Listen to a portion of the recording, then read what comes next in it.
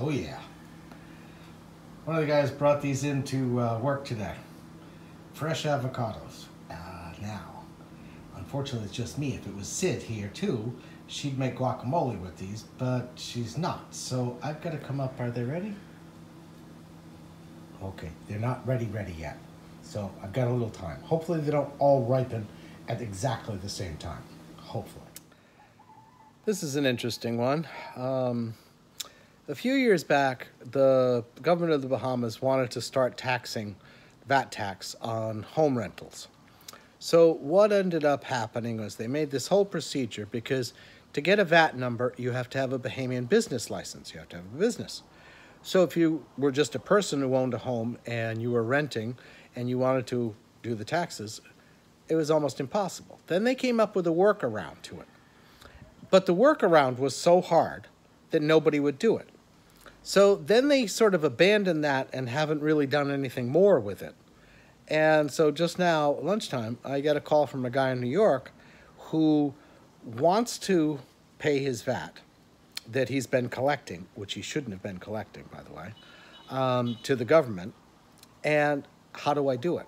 So I've got to go and try to figure out, call people in Nassau and find out what do you do when somebody like this wants to, collect the VAT. How do you collect it? How does he remit it? All of that kind of stuff. And I don't know what they're going to do because I don't know. It's one, it's here, and two, it's here. Well, while I was away, the director of immigration here sent me a voicemail. Of course, I didn't get it till I came back. So I just went to see her, and I got my work permit card. It was all legal and everything else, but I didn't have the physical card. So this way, anything happens, I can just pull out the card. It works too when you go to the airport. When you're coming back here, you're supposed to have a return ticket. The airlines all say that you need to have a return ticket, and once you have that, it gives you the right to come and go as you please. So there's no issue there. Which last time they didn't even ask. I don't know. It's great if you have a policy, but you kind of need to stick to it. Oh, I keep forgetting that flapping ceiling thing.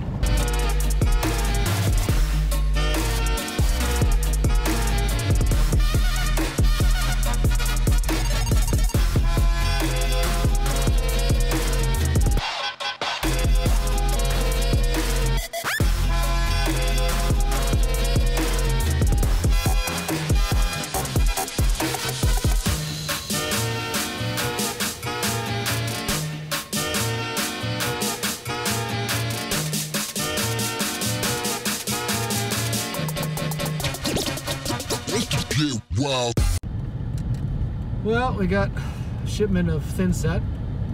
I think some of it was a little bit messed up, for one. And then we got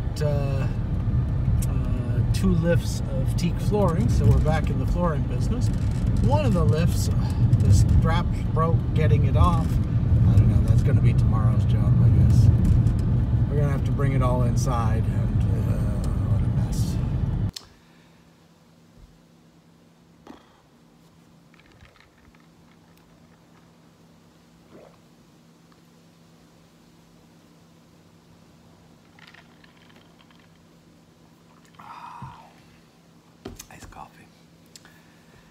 Today was one of those days. Started pretty good. Wasn't really big issues or anything like that to deal with. But I had a hour-and-a-half long accounting meeting. And, getting everything so that it's lined up and the checkbook, all the numbers and everything else are going together.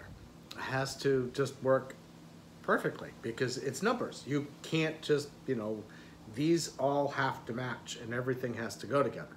So that was like a fun one. And then another client, I'm like, okay, we're in October. I kind of need paperwork for August at least. So it was that kind of a day. And then at the end of the day, we got a material shipment that came in. And one of the lifts, which teak is not a cheap wood, as you can imagine. One of the lifts had like tilted like this, okay? Picture like a loaf of bread that had, but this is solid hardwood in planks.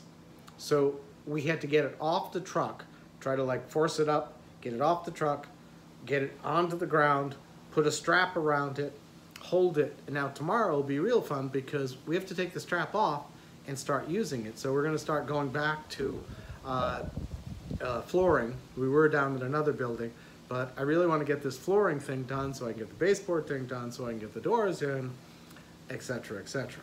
So it was just one of those days that, you know, the construction stuff is, it's just how it is here. You know, if something doesn't get sent right, or if something goes wrong, you don't have a lot of options. So you've got to make sure that you've got different pieces and parts that you can deal with. So when something gets short shipped or something takes longer, you know, the painting is taking longer than I had anticipated, because almost everything on the job is pressure treated. And with the pressure treated wood, it takes usually at least 3 coats to really soak in and not see the pressure treated wood anymore, so that it looks perfect. And you know, that's one of the things that it takes a little bit longer. So when people are surprised at the price of how much it costs, you know, when people who come and say, oh, $300, $400, $500 a square foot, whatever it happens to be, and they come from someplace else, this is part of the reasons why, because you've got these shipping costs, you've got extra painting that needs, you know, you're not dealing with the same materials that you would like on a US project. So all of this adds up into time. And then of course it depends on the project you're dealing with, what the finishes are required, all that kind of stuff. And then if there's changes along the way, that adds up even more. So it's one of those things that construction here is, it's a tough business, because if you price too high, then the client goes to somebody else, and then they're like, oh, but it takes a whole different mental way of thinking here than it does someplace else. So you have to play a game when you're pricing things out as to what you can live with and what the client can live with. But if the client wants something lower and you can't realistically do that, then you're the one who's going to end up getting hurt with that. So that's how that whole thing, just, you know, if you're thinking of building here and you hear a price, well, there's probably a pretty good reason why that price is that way. The person probably has enough experience to say, yeah, I know I gotta anticipate this, I gotta anticipate this, and, you know, hope all of that doesn't happen. But if it does, he's gotta cover his butt too. Otherwise, he's gonna end up funding your project, and that's not exactly right. So, construction here is fun. Cheers.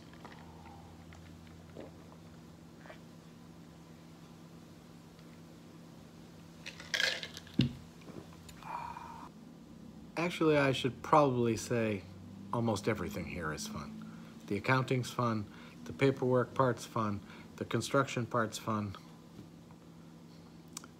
Do you get that I'm not really meaning fun? Okay, here's, I got my work permit card, finally. And they put this new thing in. See that? It's like, it's not a holograph, but it's like a picture, and you can see through it. See how you can see the wood behind the picture? So it's clear with the picture. And I asked a friend of mine who gave it to me, who's in charge of immigration, what's with that? And I guess there's been some counterfeit ones going around, that people were, you know, making this picture, sticking it in all that. This one's going to be a lot harder to counterfeit. Where there's a will, there's a way, right? See, this was the old one. And you don't have any of that picture. You got the picture, but you don't have that other picture. So I guess that's their safeguard method. I guess, I don't know.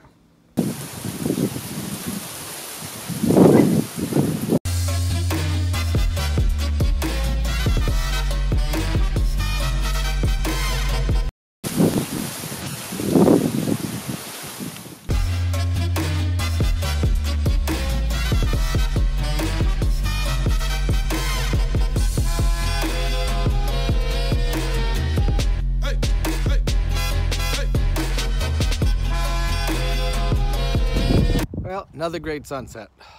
At least I think so. From what I could see, yeah, that came out nice.